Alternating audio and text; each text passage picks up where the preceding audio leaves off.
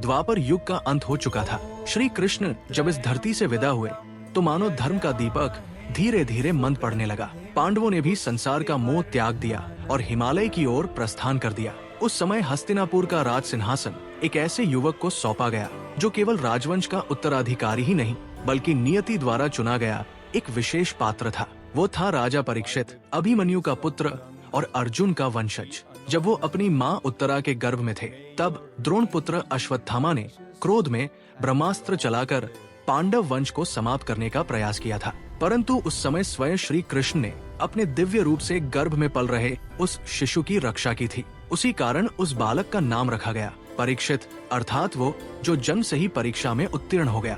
महाभारत का युद्ध समाप्त हो चुका था। पांचों पांडव धर्म की रक्षा कर चुके थे, परंतु उस विजय की कीमत बहुत भारी थी। अर्जुन जब भी अपने पुत्र अभिमन्यु को याद करते तो उनका हृदय कांप उठता, लेकिन ईश्वर ने एक आशा छोड़ी थी। अभिमन्यु की पत्नी उत्तरा के गर्भ में पल रहा वो बालक जो पांडव वंश की अंतिम किरण था। उधर अश्वत्थामा के हृदय में प्रतिशोध की ज्वाला भड़क रही थी। उसने प्रण लिया था कि वो पांडव वंश को जड़ से समाप्त कर देगा। वो जानता था कि पांडवों को अब मारना संभव नहीं है, लेकिन उनके वंश को मिटाया जा सकता है। उसी विचार से उसने ब्रह्मास्त्र का आह्वान किया। क्षण भर में आकाश अग्नि से दहक उठा, पृथ्वी कांपने लगी। ऐसा लगा मानो प्रलय आने वाला हो। उसी समय द्वारका में बैठे श्री कृष्ण ने ये दृश्य देखा। उनके मुख पर हल्की मुस्कान आई और अगली क्षण उनका दिव्य रूप उत्तरा के कक्ष में प्रकट हुआ। भयभीत उत्तरा ने हाथ जोड़कर कहा, हे गोविंद, मेरे गर्भ में जो अभिमन्यु का अंश पल रहा है उसकी रक्षा कीजिए। श्री कृष्ण ने अपना हाथ उठाया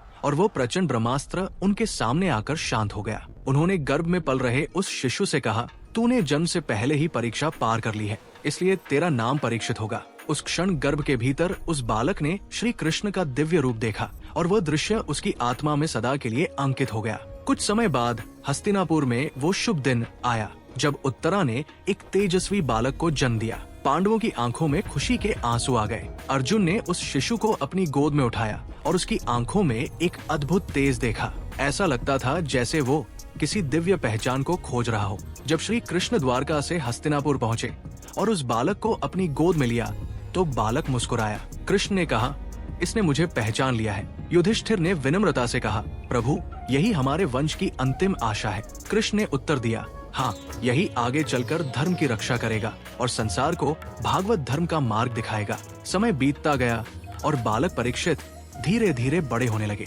उनका पालन पोषण धर्म, नीति और ज्ञान के वातावरण में हुआ। आचार्य कृपाचार्य, गुरु शौनक और व्यास के शिष्यों ने उन्हें वेद, शास्त्र और राजधर्म की शिक्षा दी।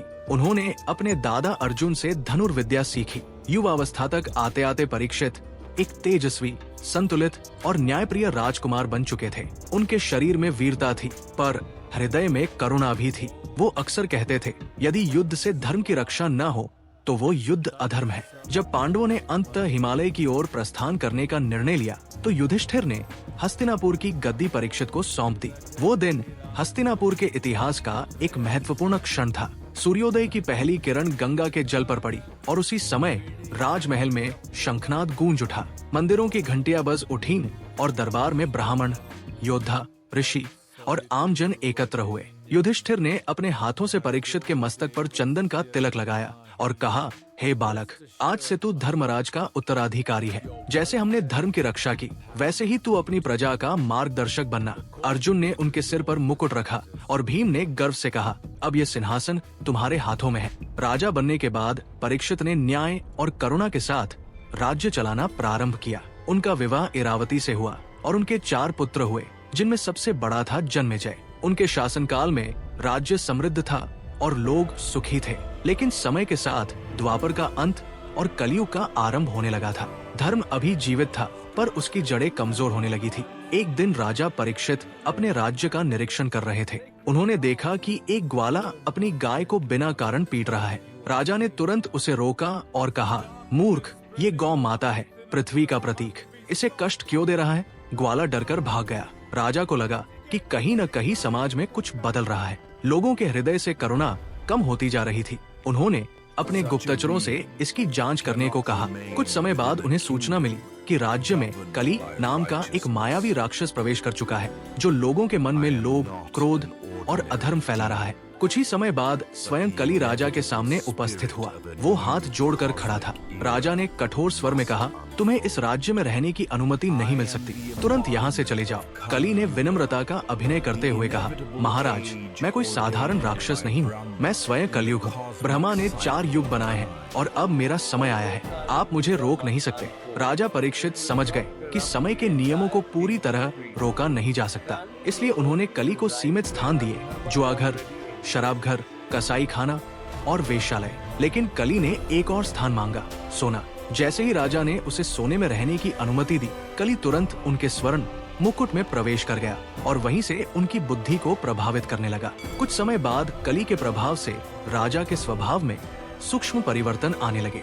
एक दिन अचानक उन्हें शिकार पर जाने की इच्छा हुई। वे घोड़े पर सवार होकर वन में निकल पड़े और एक हिरण का पीछा करते करते बहुत दूर निकल गए। लंबी दौड़ के बाद उन्हें तीव्र भूख और प्यास लगी। उसी समय उन्हें एक शांत आश्रम दिखाई दिया। वो था ऋषि शमीक का आश्रम। चारों ओर वट वृक्ष, तुलसी की सुगंध और गहरा मौन था। राजा धीरे धीरे आश्रम में प्रवेश कर गए। वहाँ एक वृद्ध ऋषि ध्यान में लीन बैठे थे। राजा ने विनम्रता से कहा, महात्मन, कृपा कर मुझे थोड़ा जल दीजिए। परंतु कोई उत्तर नहीं मिला। उन्होंने फिर कहा, मैं राजा परीक्षित हूँ, एक प्यासा यात्री। फिर भी ऋषि मौन रहे।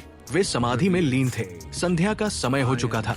राजा के भीतर बेचैनी उठने लगी। उनके मन में द्वंद्व शुरू हुआ, क्या ये तपस्वी है या मुझे अपमानित कर रहा है? उसी क्षण कलियुग का प्रभाव उनके मन पर हावी हो गया। उन्होंने पास पड़ी एक मृत सर्प को उठाया और क्रोध में उसे ऋषि के गले में डाल दिया, मानो कोई व्यंग्यात्मक माला हो। कुछ क्षण तक उन्होंने ऋषि को देखा, फिर बिना कुछ बोले वहाँ से लौट गए। लेकिन जाते समय उनके मन में एक हल्की खलिश उठी, क्या मैंने अनुचित किया? पर अहंकार ने उस आवाज को दबा दिया। उन्हें ये नहीं पता था कि ये एक क्षणिक क्रोध इतिहास की दिशा बदलने वाला है। कुछ समय बाद ऋषि शमीक के आश्रम में उनके शिष्य लौटे। उनमें सबसे आगे उनका पुत्र श्रृंगी था, तेजस्वी, विद्वान, किंतु युवावस्था के उग्र स्वभाव से भरा हुआ। जैसे ही उसने अपने पिता को समाधि में बैठे देखा और उनके गले में लटका हुआ मृत सर्प देखा, उसका चेहरा क्रोध से लाल हो गया। उसकी आंखों में आग जल उठी। उसने क्रोधित स्वर में कहा, ये किसने किया? किस दुष्ट ने मेरे पिता जैसे महान ऋषि का अपमान करने का साहस किया? एक शिष्य ने डरते हुए कहा, हे श्रृंगी, मैंने दूर से देखा था। यहाँ से अभी कुछ समय पहले राजा परीक्षित गए थे। ये सुनते ही श्रृंगी का क्रोध और भड़क उठा। उसने अपनी कमंडलू से जल उठाया, आंखें बंद की और मंत्रोच्चार करने लगा। फिर उसने क्रोध से भरी आवाज में कहा, जिसने मेरे पिता का अपमान किया है, जिसने ब्रह्मर्षि का उपहास उड़ाया है, वो आज से 7वें दिन तक्षक नाग के दंश से मृत्यु को प्राप्त होगा। जैसे ही उसके हाथ का जल भूमि पर गिरा, आकाश में बिजली चमक उठी और मानो नियति ने उस श्राप को स्वीकार कर लिया। कुछ समय बाद ऋषि शमीक की समाधि टूटी। उन्होंने आंखें खोली और अपने गले में मृत सर्प देखकर शांत स्वर में पूछा, ये क्या हुआ? शिष्यों ने सारी घटना बता दी। श्रृंगी ने सिर झुकाकर कहा, पिताश्री, मैंने उस अपमान का प्रतिकार कर दिया है। मैंने राजा परीक्षित को श्राप दे दिया है कि 7 दिन बाद तक्षक नाग के दंश से उनकी मृत्यु होगी।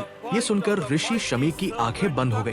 उन्होंने गहरी सांस ली और दुखी स्वर में कहा, पुत्र, तूने बहुत बड़ा अनर्थ कर दिया। राजा ने भूल की है, परंतु क्रोध में दिया गया श्राप उससे भी बड़ा अपराध है। सच्चा ब्राह्मण क्षमा में बलवान होता है, श्राप में नहीं। श्रृंगी की आंखों में पश्चाताप के आंसू आ गए। उसने धीरे से पूछा, अब क्या किया जा सकता है पिताश्री? शमीक बोले, अब कुछ नहीं, जो होना था वो हो चुका है। अब केवल ईश्वर की इच्छा ही मार्ग दिखाएगी।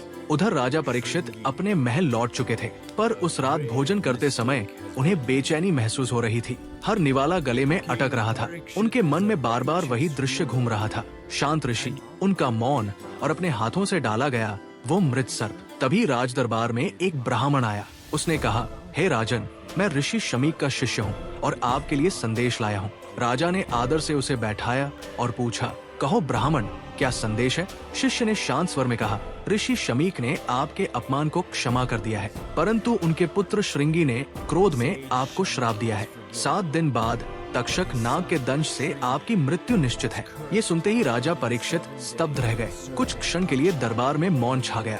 फिर धीरे धीरे उन्होंने सिर झुका लिया। उनकी आंखों में पश्चाताप उतर आया। उन्होंने शांत स्वर में कहा, ये श्राप उचित है। एक राजा को अपने क्रोध पर नियंत्रण रखना चाहिए। एक क्षण के अहंकार ने मुझे धर्म से भटका दिया। उन्होंने तुरंत अपने पुत्र जन्मेजय को बुलाया और कहा, पुत्र, आज से राज्य की जिम्मेदारी तुम्हारी है। मेरा समय अब ईश्वर के चिंतन में बीतेगा। जन्मेजय रो पड़े और बोले, पिताश्री, क्या कोई उपाय नहीं है इस श्राप से बचने का?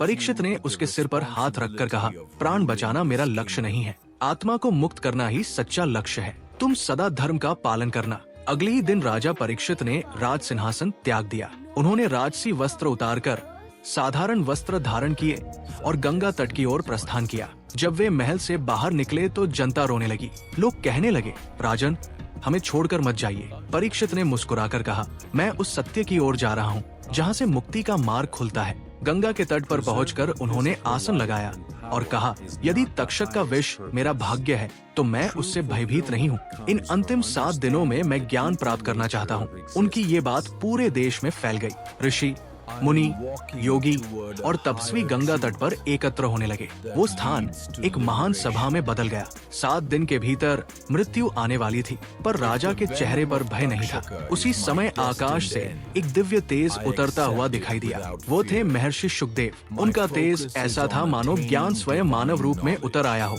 राजा उठकर उनके चरणों में झुक गए और बोले, गुरुदेव, मेरा जीवन अब 7 दिन का ही शेष है। कृपा कर वो ज्ञान दीजिए जिससे मैं मृत्यु से परे जा सकूं। शुकदेव मुस्कुराए और बोले, राजन, मृत्यु का भय अज्ञान से उत्पन्न होता है। यदि आत्मा का ज्ञान हो जाए तो मृत्यु केवल एक परिवर्तन बन जाती है। परीक्षित ने पूछा, क्या मनुष्य सचमुच मर जाता है या केवल शरीर बदलता है? शुकदेव ने गंगा की ओर संकेत करते हुए कहा, जैसे ये नदी निरंतर बहती रहती है, वैसे ही आत्मा भी जन्म और मृत्यु के बीच प्रवाहित होती रहती है। शरीर बदलता है, आत्मा नहीं।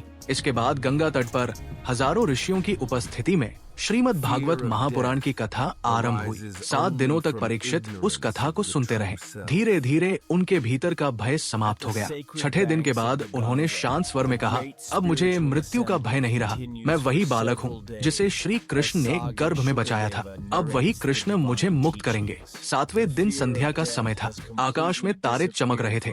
तभी अचानक एक आवाज गूंजी, राजन, तक्षक नाग आ गया है। परीक्षित ने आंखें बंद की और हाथ जोड़कर कहा, स्वागत है हे नियति। उसी क्षण एक दिव्य अग्नि की तरह तक्षक नाग वहाँ प्रकट हुआ। उसका शरीर सोने की तरह चमक रहा था और उसकी आंखें अंगारों की तरह दहक रही थी। एक पल के लिए समय मानो थम गया। तक्षक ने दंश मारा और उसी क्षण राजा परीक्षित का शरीर शांत हो गया, पर उनके चेहरे पर अद्भुत शांति थी, जैसे मृत्यु नहीं बल्कि मोक्ष का आलिंगन हो। सभी ऋषि मौन खड़े थे। गंगा की लहरें भी मानो शांत हो गई थी। शुकदेव ने कहा, राजा परीक्षित ने मृत्यु को ज्ञान में विलीन कर दिया। उनकी कथा युगों तक सुनाई जाएगी। पर कहानी यही समाप्त नहीं हुई। जब हस्तिनापुर में ये समाचार पहुंचा तो उनके पुत्र जन्मेजय के हृदय में क्रोध की आग भड़क उठी।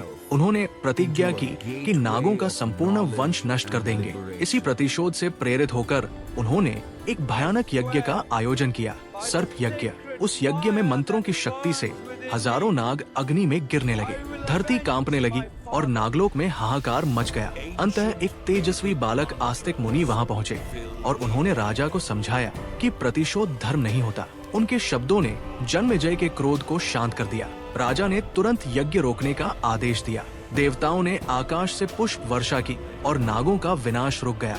इस प्रकार राजा परीक्षित की कथा केवल एक श्राप की कहानी नहीं है, बल्कि ये उस सत्य का संदेश है कि जब मनुष्य मृत्यु को समझ लेता है तब वो भय से मुक्त होकर मोक्ष की ओर बढ़ जाता है। उनकी कथा हमें सिखाती है कि ज्ञान और भक्ति के मार्ग पर चलने वाला मनुष्य मृत्यु को भी एक नई यात्रा की शुरुआत बना सकता है। जय श्री कृष्ण। ये वीडियो देखने के लिए धन्यवाद। और अगर आपको ये वीडियो पसंद आया तो ऐसे और वीडियो के लिए हमारे चैनल को सब्सक्राइब करें। धन्यवाद।